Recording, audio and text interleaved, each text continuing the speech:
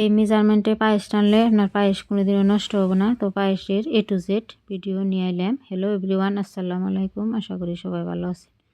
তো আজকে বাড়িতে অনেক মেহমান আইব, তার জন্য পায়েস রান্না করুম। তো পায়েসের জন্য 10 লিটার গাখির নিয়ে নিলাম। গাখিরটা ছাইকে নিলাম।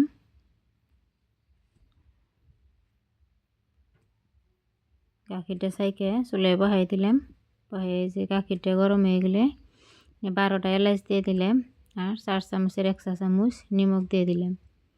তো যে নিমখ এলাচ দিয়ে গাখিরটা ভালো করে জাল দিয়ে নিমু, একদম বলক তুলে গাখিরে যখন বাসনা বেরোবো এই টাইমে জহা চাল দিয়ে দিমু। একদম গুদা জহা যেটা হেঁটে দিয়ে দিমু। আমরা জহা চালটা ছড়াই ছড়াই দিতেছি যাতে দলা না বাঁধে।